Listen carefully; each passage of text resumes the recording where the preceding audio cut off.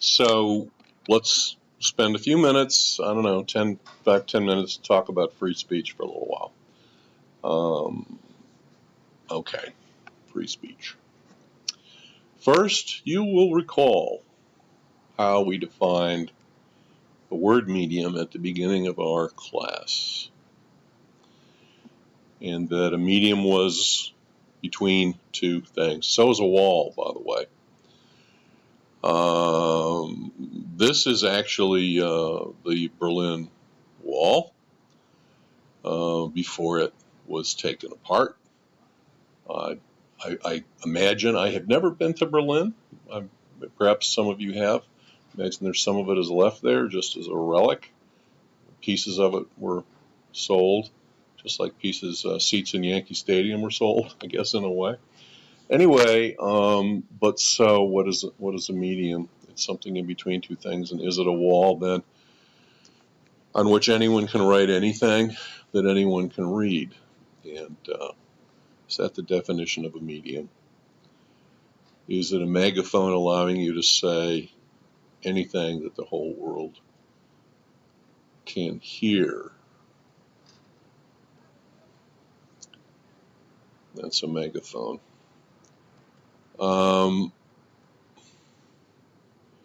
So, in other words, I guess I can say anything I want and put it up there, and that's free speech.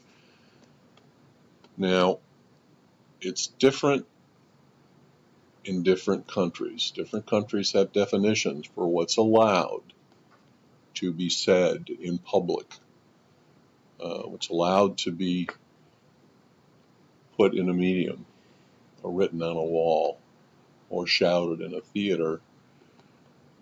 This is the First Amendment. Congress shall make no law respecting an establishment of religion or prohibiting the free exercise thereof. That's about religion.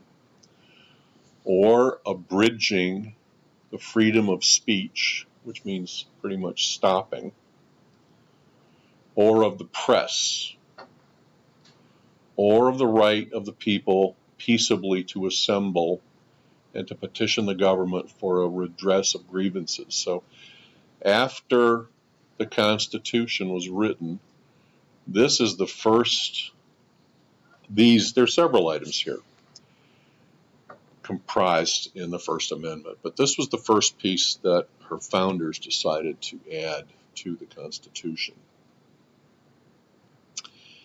And the freedom of speech and of the press is the one that we're concerned with today. So does that mean I can say anything I want, put anything I want on my wall? Maybe my wall is on Facebook, right? And over the years, there has been a lot of thought put against what should be allowed by the First Amendment and what should not be allowed.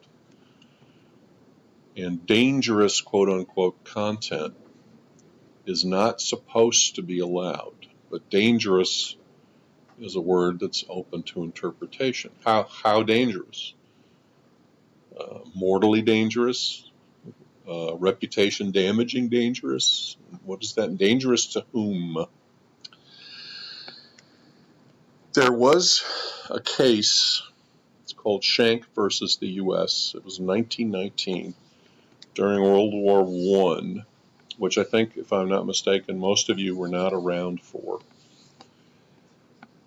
And there was a case that went to the Supreme Court.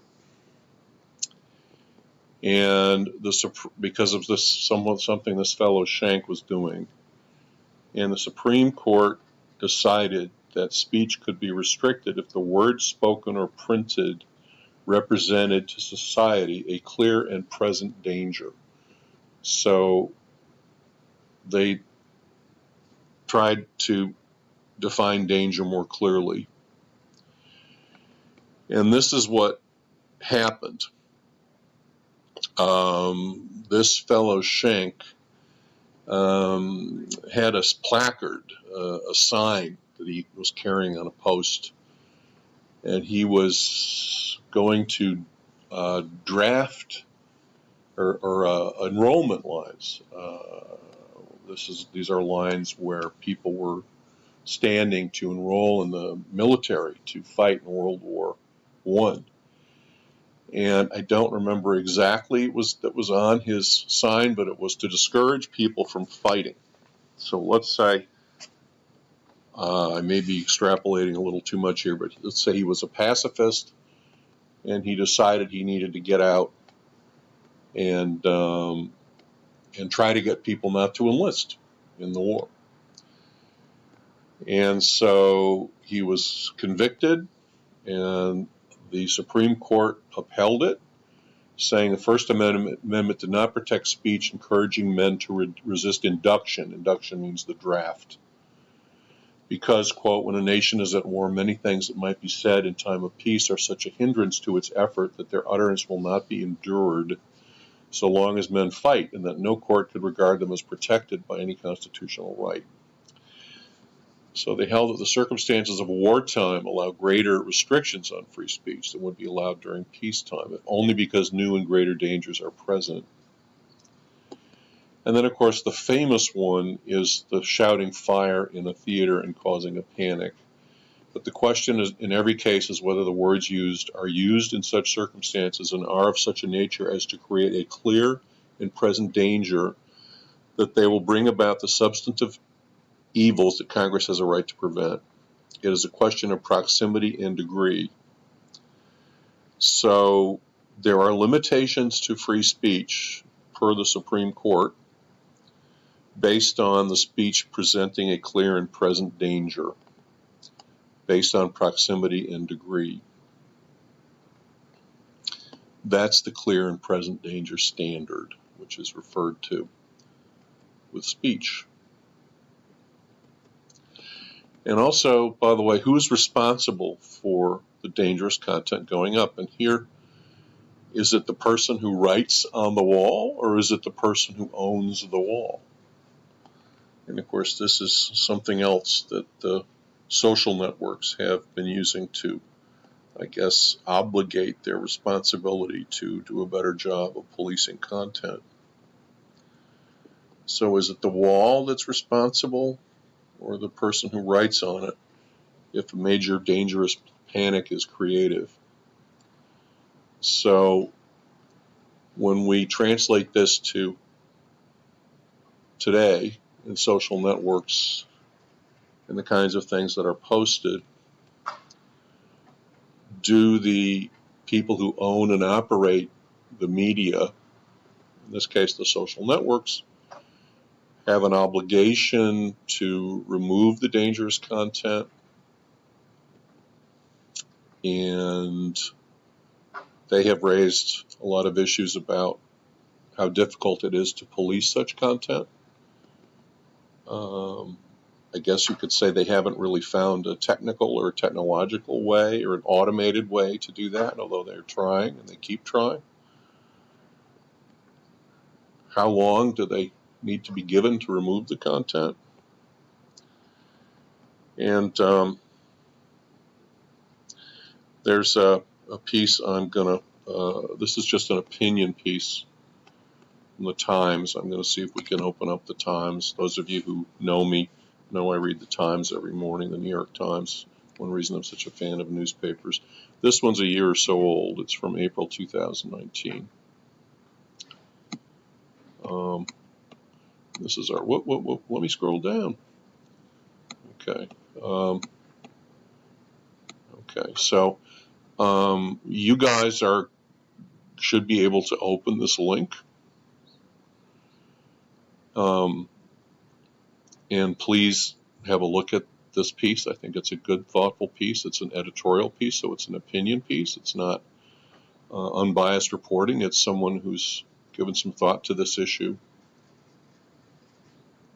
Okay. So you can read about some suspicions that YouTube didn't want to quash potentially dangerous content because they were interested in ratings, viewers. Does that sound familiar, everybody? Okay. Ruthless optimization for users. We want revenue growth.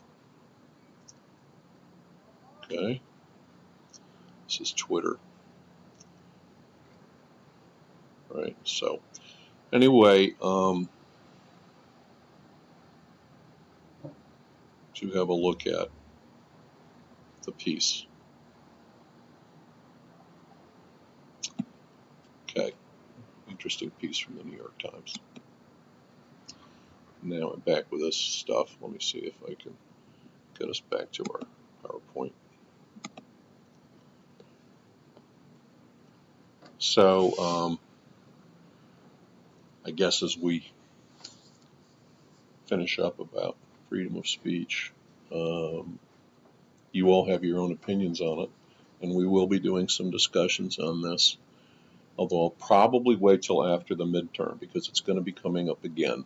I think I'll wait till we get into internet, which will be our next topic after television. But remember, the medium is in the middle of two things, and who or what and what their motivations are and what they want, who's on the other side of the medium, is an important question for us to ask ourselves. So I'm going to stop here, and then we're going to pick up with television.